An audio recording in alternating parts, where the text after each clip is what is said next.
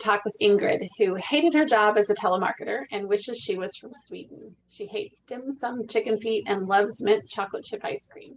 Her nickname is That Girl, and she has too many vitamins to count. Today, she is sharing about a lovely trip she took with her mother to the Grand Canyon. So, welcome, Ingrid. Welcome, Ingrid. Ingrid, and I'm in LA. Just came back from Sedona and Grand Canyon. Oh, wonderful. Nice. We're excited to hear about that. So, last October, my dad passed away at 90 plus after a year of struggling with his health and being in and out of hospital. And that was a really tough time for my mom. I really felt like she needed more time for herself. And that's why I planned to take her to Sequoia in September. So I drove her to Sequoia Park and we just kind of, enjoyed the scenery, nature.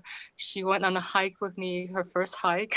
Oh, good. And she was like, oh, no, this is so beautiful. I didn't know that this is here so close to home. And she really enjoys, she loves like trees and nature. So it was so good for her to just be out there and to just, exercise and walk and breathe the fresh air.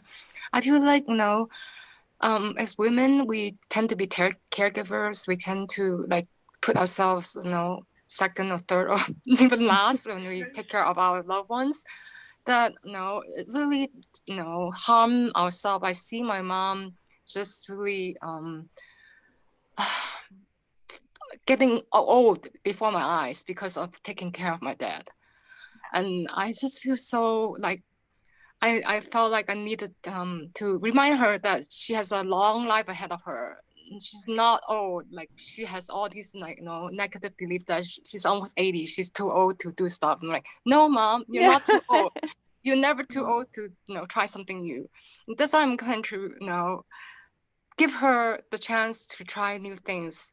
And this trip that we just came back from Sedona and Grand Canyon, I had to kind of literally drag her to come with me.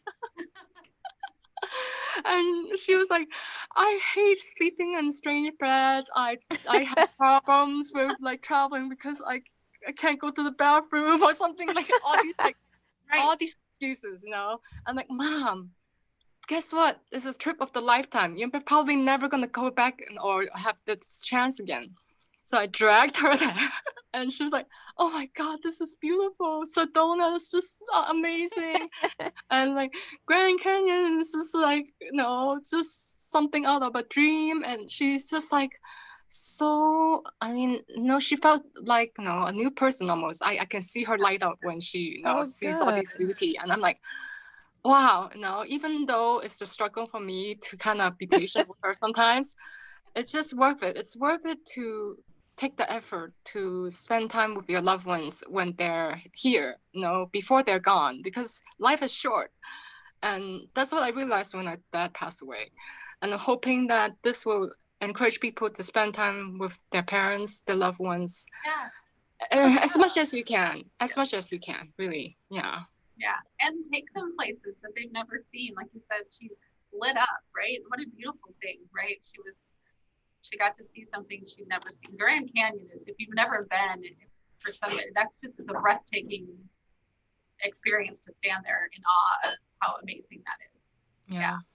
So beautiful. That's beautiful. That was a beautiful story and such a moving thing too, to tell your loved one, you're coming, we're getting in the car, and convince them, and then just taking time and being patient. And sometimes it's changing our mindset a little too, like just slow down, and this is for them, and everyone has a wonderful time and you see new things. Right. That was wonderful. People who don't travel often are afraid of travel, right? They're afraid of things like you said, simple things like, will I be able to sleep in this strange bed, and where is the bathroom, how far away is it? Yeah. And what am I going to eat? What about, because you get kind of stuck in your routines of what you do for your daily life. And, and your mom's in her 80s. So that's she's been doing that for a long time. So Yeah, it can be really scary to choose to go somewhere, but I'm glad you forced her and drug her there. Yeah. She'll probably go again, Ingrid, for you if you ask to go somewhere else. I bet she'll jump to the chance. So, having had that experience, that's beautiful. Fantastic. Yeah. Thank you.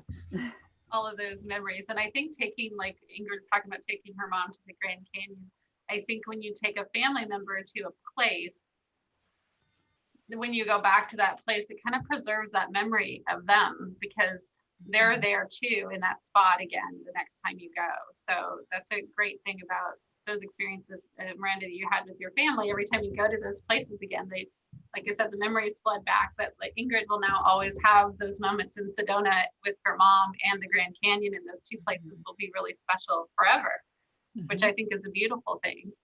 So how you can make family and memories and travel all merge together, right?